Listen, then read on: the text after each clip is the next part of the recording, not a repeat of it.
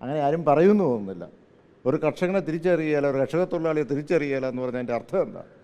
ഈ നിയമസഭാ തെരഞ്ഞെടുപ്പ് പടിവാക്കിലെത്തിക്കുന്ന സമയത്ത് ഇത്തരം പ്രസ്താവനകളിൽ നിന്ന് അല്ലെങ്കിൽ ഇത്തരം അഭിപ്രായ പ്രകടനങ്ങളിൽ ഉത്തരവാദിത്തപ്പെട്ട ആരും അങ്ങനെ പറയുമെന്ന് എനിക്ക് തോന്നുന്നില്ല. ഇടതുമുന്നണി തുടരാനുള്ള തീരുമാനം റോഷി അഗസ്റ്റിൻ്റെതായിരുന്നു എന്ന പരാമർശത്തെ താങ്കൾ അംഗീകരിക്കുന്നില്ല? എന്തോ ഇടതുമുന്നണിയിൽ തുടരാനുള്ള തീരുമാനം ഇദ്ദേഹം അല്ല, അതിനകത്ത് തുടരാൻ അങ്ങനെയല്ലല്ലോ. അങ്ങനെ ഒരു ചർച്ചയേ ഇല്ലല്ലോ. ഞാൻ എത്രയോ പ്രാവശ്യം പറഞ്ഞു, അങ്ങനെ ഒരു ചർച്ചയേ ഇല്ലല്ലോ. അങ്ങനെ എന്തിനാ നരേറ്റീവ് കൊണ്ടുവരേണ്ടത്? എൻ്റെ ആവശ്യം എന്താണ്? അപ്പോൾ ഈ പരാജയവും വിജയമൊക്കെ എപ്പോഴും ഒരു മുന്നണിയിലില്ലേ? പരാജയപ്പെട്ട് കഴിഞ്ഞാൽ 5 വർഷം കഴിഞ്ഞാൽ ഉടനെ മാറുക എന്നുള്ളതാണ്. അങ്ങനെയില്ലല്ലോ. അങ്ങനെ ഒരു ചർച്ചയിലേ ഉണ്ടായിട്ടില്ലല്ലോ. ഞങ്ങൾ ഇപ്പോൾ കഴിഞ്ഞ ദിവസം സ്റ്റിയറിംഗ് കമ്മിറ്റി ഉണ്ടായി. ആ സ്റ്റിയറിംഗ് കമ്മിറ്റിയിൽ എന്താണ് ഉണ്ടായത്? അവിടെ ഓരോരുത്തരും ഈ പറഞ്ഞ ത്രിതല പഞ്ചായത്ത് തെരഞ്ഞെടുപ്പുമായി ബന്ധപ്പെട്ടുള്ള എവിടെയാണ് ഏറ്റക്കുറവുകൾ ഉണ്ടായത്, അതിന് എന്താണ് പരിഹാര മാർഗം, എങ്ങനെ വേണം ഇനി മുന്നോട്ട് പോകാൻ. ഇപ്പം നാളെ ബഡ്ജറ്റ് വരികയാണ്. ആ ബഡ്ജറ്റിൽ എന്തൊക്കെ വേണം, ആ അത്യാവശ്യമായിട്ടുള്ള ഞാനും എൻ്റെ നിർദ്ദേശങ്ങളും ഞാൻ പറഞ്ഞിട്ടുണ്ട്. ഇങ്ങനെയാ കൊള്ളാം എന്നൊക്കെ പറഞ്ഞിട്ടുണ്ട്. തീർച്ചയായും വരട്ടെ.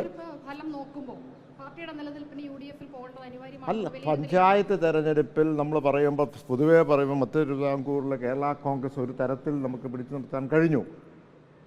അപ്പോൾ അത് തീർച്ചയായിട്ടും 10 വർഷം ആകുമ്പോൾ പലതും പല ആഗ്രഹങ്ങളും ജനങ്ങൾക്കുണ്ടാവും. അങ്ങനെയായിരുന്നല്ലോ കഴിഞ്ഞ നമ്മുടെ ലോക്സഭാ തെരഞ്ഞെടുപ്പ്. ഇപ്പോഴല്ല, 5 വർഷക്കാലം മുമ്പ് ഇതുപോലെ തന്നെയല്ലേ ഉണ്ടായത്.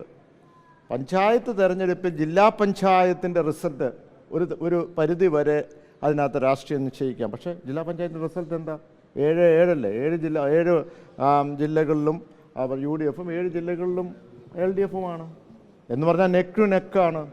പറയാൻ പറ്റുമോ 100% UDF വിജയിക്കും, ഭരണത്തിലേക്ക് വരും? ഇല്ല. ഇപ്പോഴും സാധ്യത എല്ലാം ഉള്ളത് ഇടതുപക്ഷം. ഞാൻ പൂർണ്ണമായിട്ട് വിശ്വസിക്കുന്നു. അത് പരാമർശം അങ്ങനെയൊന്നുമില്ല.